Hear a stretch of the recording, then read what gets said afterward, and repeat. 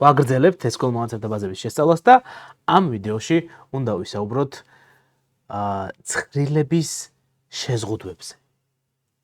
მოდით ახლა ვნახოთ ეს რას ნიშნავს და როგორ შეიძლება ასე ვთქვათ ჩვენ გამოგვადგეს და ზოგადად რა ტერმინია ცხრილების შეზღუდვები.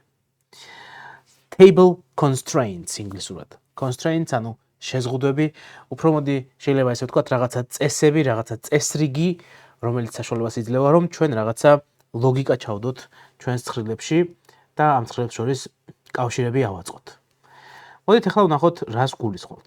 აქამდე არაერთხელ გაგვიგია ჩვენს გაკვეთილებში primary keys და foreign keys არსებობის შესახებ, თუმცა ესე ახლოს ასე ვთქვათ არ მივსულვართ ამ ტერმინებამდე და არ გვინახავს რომელი რას ნიშნავს. ესენი არის ფაქტობრივად შეზღუდვები, constraint-ები, რაღაცა წესები, რომელიც რეალურად უნდა იქნეს დაცული ჩვენს მონაცემთა ბაზაში. თუ აი ამ constraint-ებს, აი ამ შეზღუდვებს გამოვიყენებთ, ამ შეზღუდვებს რაღაცა წესები, რაღაც წესრიგი მოჰყვება თან, რომელიც ჩვენთვის პრაქტიკულია და გამოგვადგება. რას ნიშნავს? აი რა წესები შეიძლება მოყვეს, მაგალითად primary keys. Primary keys რაღაცა მახასიათებლები აქვს. აი მაგალითად აქვს იმის მახასიათებელი, რომ თუ რომელიმე სვეტზე ვიტყვით, რომ ეს სვეტი არის primary key, ანუ ამ ფაქტობრივად constraints მიუსადაგებთ ამ სვეტს. მაშინ რეალურად ვამბობთ, რომ ეს სვეტი აუცილებლად უნდა იყოს უნიკალური. ანუ ამ სვეტში არსებული ინფორმაცია აუცილებლად უნდა იყოს უნიკალური, ანუ რამდენი ინფორმაციაც არ უნდა ჩავწეროთ შიგნით, არ აქვს მნიშვნელობა, რამდენი სვეტი არ უნდა ჩავწეროთ, რამდენი სტრიქონიც არ უნდა ჩავწეროთ ამ ცხრილში. ამის მიუხედავად, თუ primary key არის კონკრეტულად ID სვეტის, ასე ვთქვათ, constraint-ი, მაშინ მივიღებთ სიტუაციას, სადაც ის აუცილებლად იქნება უნიკალური. ეს საშუალებას იძლევა, რომ ჩვენ გარანტირებულად ცხრილში გვქონდეს რაღაც ერთი სვეტი, რომელშიც უნიკალური მნიშვნელობებია, შეიძლება ეს იყოს რიცხვები და ხშირად რიცხვებია ხოლმე მიყოლებით 0-დან შეიძლება დაიწყოს და თითო-თითო იზრდებოდეს ყოველი შემდეგ ხაზზე. მაგრამ მთავარი მოღამი ის არის, რომ უნიკალურად იდენტიფიცირებადი სტრიქონების შექმნა არის შესაძლებელი, რადგან primary key constraints დავადებთ. ანუ primary key-ში ვერ გამეორდება, ანუ ID მაგალითად 7 ვერ ექნება 2, 3, ან 4 სხვადასხვა სვეტს, არამედ სხვადასხვა სტრიქონს, არამედ მხოლოდ ერთ სტრიქონს ექნება ID 7. ამას უზრუნველყოფს primary key, ანუ ძირითადი გასაღები.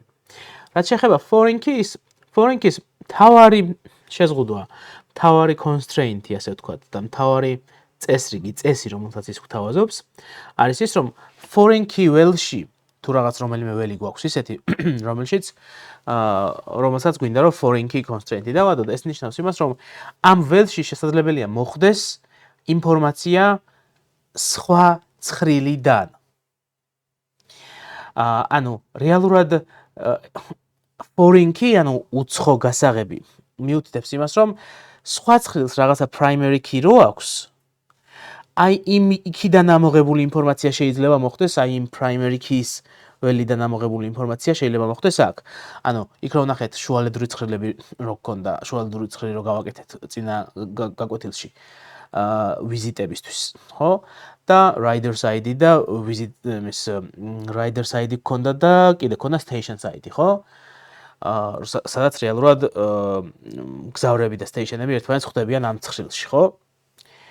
ანუ რეალურად სინამდვილეში ეგ riders ID და stations ID ორივე არის ისეთი ინფორმაცია, რომელიც ამ ცხრილში რაღაცა ახლად კი არ იქმნება, არამედ ორი განსხვავებული სხვა ცხრილიდან მოდის და იწერება აქ. ანუ ჯერ იმ ორ სხვა ცხრილში უნდა არსებობდეს ინფორმაცია, იმ ორ სხვა ცხრილში უნდა იყოს სტრიქონები, რომელსაც primary key აქვს და ID-ები უნდა ქონდეთ ყველას და აი იმ ორ სხვა ცხრილის primary key-ები აი ამ visits ცხრილში riders ID და stations ID სვეტების სახით ერთიანდება როგორც foreign key-ები, ანუ როგორც უცხო გასაღებები, ანუ სხვა ცხრილიდან წამოღებული ინფორმაცია. და ეს ძალიან მნიშვნელოვანი, ასე ვთქვათ, კონცეფცია, რომელიც უნდა გაიაზროთ და ეცადოთ რომ კარგად გაიგოთ, იმიტომ რომ foreign key არის ფაქტობრივად primary keys გაგრძელება, ანუ შენ თუ გინდა რომ კონკრეტულად ცხრილში გაქვს primary key და მე სხვა ცხრილში გინდა რომ აი იმ პირველი ცხრილიდან არსებული primary key გამოიყენო როგორც ბმა, როგორც კავშირი ამ ახალ ცხრილში იმ ძველ ცხრილთან, რომელშიც primary key არის, მაშინ აი ამ კავშირის შექმნა ზუსტად შესაძლებელია foreign keys საშუალებით ამ ახალ ცხრილში ქმნი foreign keys და ეუბნები რომ ეს foreign key დამოკიდებულია სხვა ცხრილში არსებულ primary key-ზე და იქ არსებულ ინფორმაციაზე. რაც საშუალებას იძლევა რომ foreign key-ები ესე უბრალოდ higher-ზე ვერ იარსებებენ, თუ რამე foreign keys კონკრეტულ ასე ვთქვათ ამ ცხრილში foreign keys შესაბამის ინფორმაციას უბრალოდ რომელიმე სვეტს ვიტყვით რომ ეს არის foreign key, მაშინ ამ სვეტში ვერ ჩავწერთ რაღაც ისეთს, რაც განსხვავებულია იმ სხვა ცხრილის primary key-ში არსებული primary keys მქონე სვეტში არსებული ინფორმაციებისაგან. ცოტა ისეთი ახლართული ასე ვთქვათ სიტუაციაა, მაგრამ მოდით ახლა ვნახოთ როგორ შეიძლება ამ სიტუაციის ფაქტობრივად გამარტივება და რეალურად ძალიან მარტივად იმის დანახვა სინამდვილეში ეს primary key და foreign key constraint-ები რაც გვაძლევს. მოდით გადავიდეთ ისევ ჩვენს ედიტორში. კი, შევქმნით აი ეს სქემა აქამდე და ეხლა ეს შეგვიძლია გავასუფთავოთ და ახლიდან ვნახოთ რომ ნამდვილად გვაქვს ეს ცხრილები, კი ბატონო გვაქვს, მაგრამ მოდით ახლა გადავაკეთოთ ეს სიტუაცია და აი აქ ჩვენ ვთქვათ რომ კი გვაქვს ეს ID ინტეჯერი, მაგრამ ჩვენ ვთქვათ რომ რეალურად ეს არ გვჭირდება, ჩვენ ვთქვათ რომ რეალურად ეს ID უნდა იყოს აი ამ riders ცხრილისთვის უნდა იყოს primary key. Primary key, okay. და უწერთ აი აქ ID-ს. აი სულ ეს არის. ამით უკვე ჩვენ აი ამ ID ველს დავუმატეთ constraint-ი, შეზღუდვა, წესრიგი primary keys შესაბამისი წესებით, რაც ნიშნავს იმას, რომ ეს უნდა იყოს უნიკალური ორცალ სტრიქონს ერთი და იგივე ID ვერ ექნება. აი ეს ერთ-ერთი მთავარი constraint-ი, ასე ვთქვათ, primary keys შემთხვევაში. მოდით იგივე გავაკეთოთ. აი აქაც ძიმე არ დაგვავიწყდეს. primary key. აქაც ვთქვათ, რომ აი ამ ცხრილის ID-ზეა საუბარი. ზუსტად აქაც იგივე სიტუაცია უნიკალური გავხადეთ ახლა ფაქტობრივად ეს stations. ცხრილის ID სვეტში არსებული თითოეული სტრიქონი აი ამ ჩანაწერით. მშვენიერი. და ახლა აი მთავარი ჯადოქრობა სადაც ხდება, სადაც foreign key-ები უნდა გამოვიყენოთ. ანუ ამ ცხრილში არსებული primary key და ამ ცხრილში არსებული primary key, ანუ ეს ID-ს შესაბამისი სვეტები, ახლა უნდა გამოვიყენოთ, ანუ უნდა დავაკავშიროთ აი ამ visit ცხრილთან. აქამდე გულისხმობდით რომ ვაკავშირებდით იმით, რომ ჩვენ ვამბობთ რომ rider ID, station ID და გულისხმობდით რომ rider ID სინამდვილეში არის აი ეს ID, რომელიც rider-ების შესახებ ინფორმაცია რო ჩაიწერება კონკრეტულად ამ ცხრილში, აი აქ rider ID მოხდება აი ამ ინფორმაციაზე დაყრდნობით. ჩვენ რო კონკრეტული მომხმარებელი კონკრეტული მგზავრი რომ მივა კონკრეტულ station-ზე, კონკრეტულ სადგურზე, ხო? და visit-ს, ანუ სტუმრობების ცხრილში ჩაიწერება ერთი ახალი ჩანაწერი, რომ rider ID რაღაც კონკრეტული rider ID-ს მქონე მგზავრი მივიდა რაღაც კონკრეტულ station ID-ს მქონე სადგურზე, ეს ისედაც ჩვენ ისედაც გულისხმობდით შინაარსობრივად ამას, რომ ჯერ ესეთი მგზავრი უნდა არსებობდეს riders ცხრილში. ასევე უნდა არსებობდეს ისეთი სადგური, რომელშიც ეს მგზავრი მივიდა. და რომ ავღწეროთ, დავთრეკოთ, რომ შევინახოთ, რომ რეალურად ეს მგზავრი აქ მივიდა, აი ამ კონკრეტულ rider-ის ID-ს, აი rider ID-ს და აი ამ კონკრეტულ station-ის ID-ს, რომელ კონკრეტულ ID-ზეც, რომელ კონკრეტულ station-ზეც მივიდა, აი ამ წყვილს ვინახავთ ბაზაში და ამით ჩვენ შეგვიძლია რომ მარტო აი ამ ცხრილიდან ამოვიღოთ ინფორმაცია rider ID-სა და station ID-ების შესახებ ვიზიტების ცხრილიდან და ვნახავთ რომელი მგზავრი რომელ სადგურს ეწვია. როგორ? ჩავიხედებდით ჯერ ხო სტრიქონებით ხო ამოვა rider ID, station ID, rider ID, station ID, rider ID, station ID, ხო? ბევრი ვიზიტების შესაბამისი, ასე ვთქვათ, ჩანაწერები ამოვა სტრიქონებით, ხო? ჩავიხედებით rider ID რა აქვს, წავალ, ვნახავთ rider-ების ცხრილში იგივე ID-ით მოვძებნით მგზავრს. და ვიპოვით მის სახელ და გვარს. მე იგივე ჩანაწერში ვნახავთ station ID რა აქვს. ჩავიხედებით station-ს წყილში, station ID-ით მოვძებნით, აი აქ ID-ით მოვძებნით. იგივე ID-ით სადგურებს და ვნახავთ რომელი სადგურია და აღმოვაჩენთ რომ თურმე აი ამ ID-ს მქონე მგზავრი ამ ID-ს მქონე სადგურზე მისულა. ამას ისედაც ასე ვთქვათ ჩვენი თვე შინაარსობრივად ვამბობდით, ხო? მაგრამ ახლა გვიჩნდება ფაქტობრივად ავტომატური მექანიზმი იმისა, რომ ვთქვათ, რომ აი ეს ახლა რაც მე მოვყევი, აი ეს თან ინფორსირებული იყოს, თან ანუ რეალურად დავაძალოთ ჩვენს მონაცემთა ბაზას, რომ ეს მართლა ესე მოხდეს და ვერავინ ვერ მოახერხოს, რომ ვიზიტების წყილში rider ID-ს შესაბამისი ინფორმაციის გარდა, ანუ ნამდვილი მგზავრის ინფორმაციის, მგზავრის ID-ს გარდა, სხვა რამე ვერ ჩაწეროს და station ID-ში ნამდვილი სადგურის შესაბამისი ინფორმაციის გარდა, სადგურის ID-ს გარდა, სხვა ვერაფერი ვერ ჩაწეროს. ამისთვის უნდა ვუთხრათ, რომ რეალურად არსებობს foreign key, რომელიც არის rider ID, აი ეს rider ID იგივეა რაც ეს. ამით ჯერ არ ვეუბნებით არავის, რომ ეს rider ID იგივეა რაც აი ამ rider-ის ID, ჯერ ეგ არ გვითქვამს, მაგრამ ვთქვით, რომ foreign key-აო, ანუ უცხო გასაღებიაო, ანუ ვამბობთ იმას, რომ რომელიღაც სხვა ცხრილთან რაღაცა კავშირში არისო. მაგრამ ახლა უკვე შეგვიძლია ვთქვათ ზუსტად რა კავშირშია. References, აი ესეთი ტერმინი შეგვიძლია გამოვიყენოთ, ანუ მიუთითებს, ანუ აი ეს rider ID-ო, აი ეს rider ID-ო არისო foreign key-ო, რომელიც მიუთითებსო riders ცხრილშიო, იმიტომ რომ riders ქვია ეს ცხრილი, ხო? მიუთითებსო riders ცხრილში, აი ასეთი ცოტა უცნაური ჩანაწერია, riders, ანუ ცხრილის დასახელების შემდეგ ფრჩხილებს ხსნით და შიგნით ვწერთ იმ სვეტის სახელს, რომელსაც მიუთითებს. რეალურად riders ცხრილში მიუთითებს ID ველზე, აი ამაზე. ანუ ფაქტობრივად ახლა ჩვენ ვთქვით, რომ აი ეს rider ID არის foreign key, აი ამით ვთქვით ეს ამწიანადებით, რომ rider ID არის foreign key, უცხო გასაღები, რომელიც მიუთითებს riders ცხრილში, აი riders ცხრილი, ID სვეტზე, აი ID სვეტი, რომელიც არის riders ცხრილის primary key და ამ შემთხვევაში visit ცხრილის უკვე foreign key შეგვიძლია გამოვიყენოთ. მშვენიერი, ახლა უკვე შევქმნით კავშირი visit ცხრილსა და riders, ანუ მგზავრების ცხრილს შორის. შემდეგი, კიდევ ერთი foreign key დაგვჭირდება აქ. ამ შემთხვევაში station ID, station ID იმისთვის სადგურებისთვის. ID, references, stations, and მაგათ station-ების ID, ხო? აბა კიდევ დავაკვირდეთ ახლა. მოდი ცოტას დავაპატარავებ, აი ესე.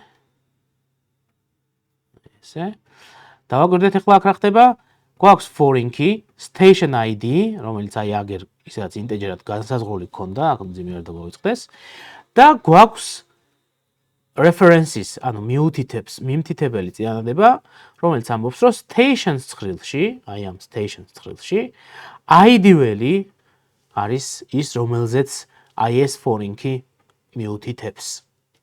ამით უკვე გვაქვს ბმა უკვე stations stationის შესაბამის, ასე ვთქვათ, ცხრილთან და ამით საშუალება გვეძლევა, რომ ვთქვათ რეალურად რა კავშირია ამ სამ ცხრილს შორის. ფაქტობრივად ამ ცხრილსა და ამ ცხრილს შორის ესე პირდაპირი კავშირი არ არსებობს riders-სა და stations შორის, მაგრამ არსებობს მესამე ცხრილი, რომელიც აღწერს კავშირს რეალურად ამ ორ ცხრილს შორის შესაბამისობას ადგენს აი ამ foreign key-ების საშუალებით. მშვენიერი, ახლა შეგვიძლია ვცადოთ და ეს გავუშვათ აი ამ SQL ფაილში ჩაწერილი ინფორმაცია, მაგრამ წინასწარ გავფრთხილებთ, რომ რაღაცა ისეთი შეიძლება მოხდეს, რასაც არ ველით. აი მაგალითად, ახლა ხო უკვე გვაქვს tables ცხრილებში აქ rider stations visits, ხო? ამიტომ რო დავდგეთ და read და schema SQL თავიდან გავუშვათ, ნახეთ რა მოხდება. Parse error, nil table riders already exist. ან ნახეთ, table riders already exist, ანუ ცხრილი riders-ი უკვე არსებობსო. Okay? Stations-ი უკვე არსებობსო. Visits უკვე არსებობსო. ამავე წინა გაკვეთილში გითხარით, რომ რაში გვჭირდება ეს schema SQL, იმიტომ რომ რეალურად აქ შევინახოთ კოდი, თავიდან ნაკრეფა არ მოგვიწევს და მე რამდენჯერაც დაგვჭირდება, თავიდან გავუშვებთ reads და თავიდან ავსახავთ ამ ცვლილებასო, ხო? კი ბატონო, გითხარით ეგ, მაგრამ იმისათვის რომ ეგ მოხდეს, პირველ რიგში რაც შეგვიძლია რომ გავაკეთოთ, რომ თავიდან ავიცილოთ აი ეს ერორები, რაც ახლა ეს დაგვიწერა ეს ერორები, ხო? პირველ რიგში შეგვიძლია გავაკეთოთ, რომ სანამ რეალურად ჩვენ create table იმებს ავწერთ, მანამდე drop table ბრძანებები დავწეროთ, drop table riders, drop table visits კი არა და stations და drop table visits. Okay? შვენიერი. მოდით ახლა გავუშვათ თავიდან ისევ გაჩვენეთ რომ schema ნამდვილად არის, გაჩვენეთ რომ tables ნამდვილად არის და ახლა მოდი გავუშვათ read-ი წავიკითხოთ schema SQL. გავუშვით და როგორც ხედავთ, საერთოდ აღარანაირი შეცდომები აღარ არის, რატო? ჯერ წაშალა ეს rider station-ები და მე თავიდან სცადა შექმნა. რადგან უკვე წაშლილის შემდეგ აღარ დახვდებოდა rider ცხრილი, ამიტომ შექმნასაც მოახერხებდა. ამიტომ ახლა თუ tables ავკრებთ, აღმოვაჩენთ რომ ნამდვილად გვაქვს ეს ცხრილები უკვე თავიდან შექმნილი ახლიდან და schema რო ვნახოთ, ეს აქამდეც გქონდა ცხრილების სახელები არსებობდა, მაგრამ schema რო ვნახოთ, უკვე ახალი schema აქვს თავისი primary key-ებით და foreign key-ებით, ხო? შვენიერი. ესეც უკვე ვისწავლეთ SQL-ში როგორ უნდა გამოვიყენოთ primary key-ები და foreign key-ები და ასევე როგორ უნდა მოვაწყოთ ჩვენი SQL ფაილი, ისე რომ მოსახერხებელი იყოს გამოსაყენებლად. მომავალში უკვე სხვა, ასე ვთქვათ, ხრიკებსაც ვისწავლით, როგორ უნდა მოხდეს, რომ განვაახლოთ მომაცემთა ცხრილის სტრუქტურა ისე რომ drop table-ის დაწერა არ მოგვიწიოს, რადგან შეიძლება უკვე ინფორმაცია გვაქვს. რაღაც შეიძლება ისეთ სიტუაცია დადგეს, რომ უკვე გვაქვს ინფორმაცია კონკრეტულ ცხრილში და ამ ასეთ ცხრილში გვინდა რომ სტრუქტურა შევცვალოთ, ანუ რაღაცა სვეტი ჩავამატოთ, ან foreign key დავამატოთ, ან რამე რაღაცა მოხდა მომავალში ისეთი, რომლის გამოც გვჭირდება ჩვენი სვეტების შესაბამისი სიტუაციების შეცვლა, ხო? აი ეგ როგორ უნდა მოხდეს, მაგასაც მომავალში ვისწავლოთ, მაგრამ ეხლა ყველაზე მარტივი გამოსავალი ეს არის, რომ წავშალოთ უკვე არსებული ცხრილები და ახლიდან შევქმნათ ახალი სტრუქტურით. ესეც ასე ვისაუბრეთ რეალურად table constraint-ებზე, ანუ იმ ასე ვთქვათ შეზღუდვებზე, რომელიც შეიძლება დავუწესოთ ცხრილებს და რომელიც ასე ვთქვათ საშუალებას იძლევა, რომ ცხრილებს შორის კავშირები დავადგინოთ. რაც ძალიან მოსახერხებელი კავშირებია. შემდეგ გაკვეთილში უკვე ვისაუბრებთ სვეტების constraint-ებზე, ანუ სვეტებსაც თურმე შეგვიძლია რაღაც წესრიგი შევძინოთ, გარდა იმისა, რომ ჩვენ ვთქვით, რომ კონკრეტული სვეტი შეიძლება იყოს ტექსტური, რიცხვითი, ბლობი თუ ასე შემდეგ, რაღაც ტიპის affinity შეიძლება გქონდეს. ამის გარდა თურმე შესაძლებელია კიდევ დამატებით რაღაც წესრიგი შევიტანოთ ცხრილებში და აი უკვე ამას ნახავთ შემდეგ გაკვეთილში. შვენიერი. გამომეხმაურეთ კომენტარებში. ძალიან მადლობა თქვენი კომენტარები და ჯერ ერთი ხო мотивაციას მაძლევს რომ გავაგრძელო ამ ვიდეოების ჩაწერა. და მაგის გარდა თუ რამე კითხვას დამისვამთ, თუ რამე ასე ვთქვათ თქვენ აზრს დაწერთ, ეს გვეხმარება იმაში რომ და მე მეხმარება იმაში და ზოგადად ყველას ვინც ამ ვიდეოებს უყურებს, ეხმარება იმაში რომ რეალურად კარგად წავიწიოთ წინ და ძალიან სასარგებლო კურსი შევქმნათ. და მოდით ერთად ვიმუშაოთ ამაზე, ანუ ამ კურსის კეთებაზე მარტო მე არ ვმუშაობ. თქვენ კომენტარებში, ლაიქებში და subscribe-ებით რეალურად ძალიან მეხმარებით და არ დაგეზაროთ დააჭირეთ ლაიქს და subscribe-ეთ და კომენტარებში თქვენი აზრებით გამოდით კავშირზე რომ დავინახო რომ ადამიანები რომელიც ამ ყველაფერს იყენებენ რეალურად არსებობენ და სხვებმაც დაინახონ რომ მათაც გაუჩნდეთ ეს мотиваცია რომ აი ამ ყველაფერში ჩაერთონ. ჩვენი დროებით